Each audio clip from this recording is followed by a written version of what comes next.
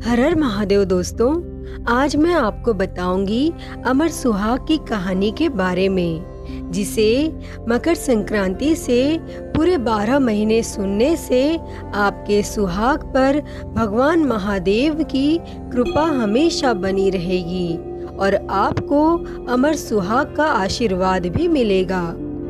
एक ब्राह्मण था, उसकी 5 बेटियां थीं और पांचों बेटियां मंदिर जाकर भगवान शिव जी की पूजा करती, दीपक लगाती और 5 दिन तक सुहाग की कहानी सुनती थी। और उनमें से 4 बेटियों का दीपक बहुत देर तक जलता रहता था, लेकिन 5वीं बेटी का दीपक कम लौ देता था और जल्दी ही बुझ जाता था। और वह एक दिन घर आकर अपनी माँ को कहती है कि माँ, चारों का दीपक तो अच्छी लौ देता है और बहुत देर तक जलता है, लेकिन मेरा दीपक तो जल्दी ही बुझ जाता है। तब माँ ने कहा कि अब तुम घी बहुत डालना।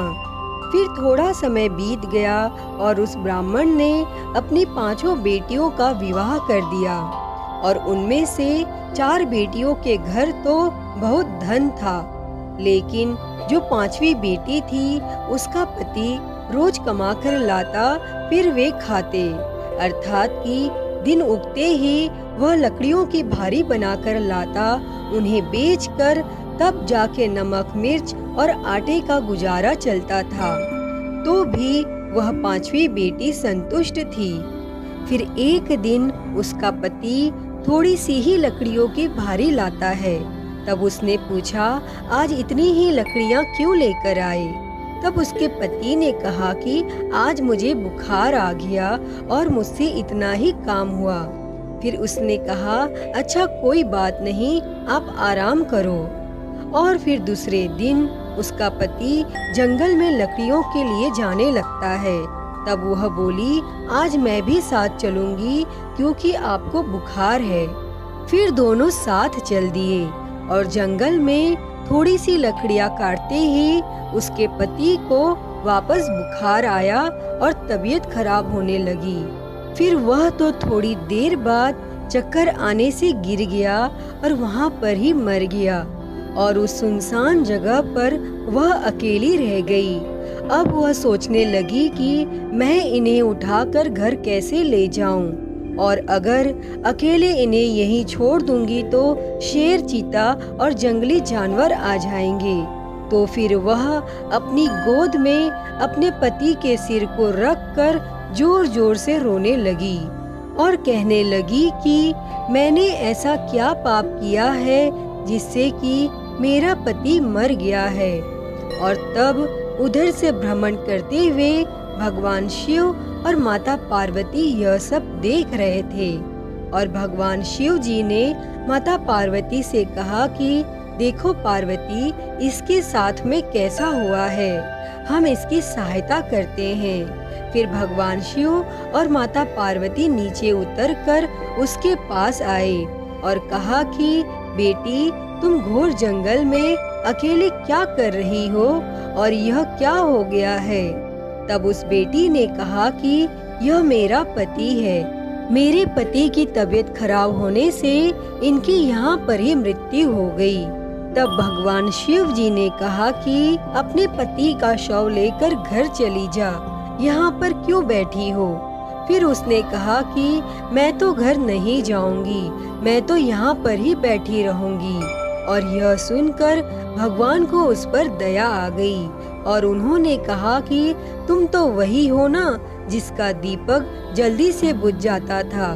तब उसने कहा कि हाँ, मैं वही हूँ। फिर शिव जी ने कहा कि तुमने तो दीपक बहुत लगाया, लेकिन कभी सुहाग की कहानी ध्यान से नहीं सुनी। तब वह भगवान के पैरों में गिरकर माफी मांगने लगी और कहने लगी कि अब मैं सुहाग की कहानी ध्यान से सुना करूंगी, कृपा करके आप मेरे पति को जीवित कर दीजिए। और तब भगवान शिव जी कुछ अमृत के छींटे उसके पति के ऊपर देकर वहां से अंतर ध्यान हो गए और अमृत के छींटे पड़ते ही उसका पति उठकर बैठ गया और कहा कि मुझे बहुत गहरी नींद आ गई थी।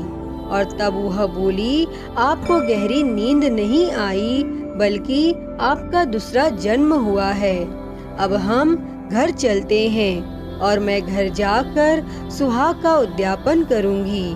और फिर उसने सुहाग के उद्यापन में 5 कटोरे स्टील के, 5 चूड़ियों के सेट, बिंदी, काजल, ब्लाउज के पीस और श्रद्धा अनुसार सुहाग का सामान और पांचों में अलग अलग 5 रुपए डालकर ब्राह्मण को दिए। और 1 कटोरा और सभी सुहाग सामग्री व 5 रुपए सहित एक स्टील के दीपक में घी की बाती लगाकर महादेव के मंदिर में चढ़ाया।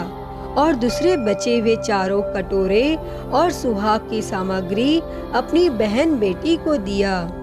दोस्तों, इतना वह 5वीं बेटी घर आकर करती है।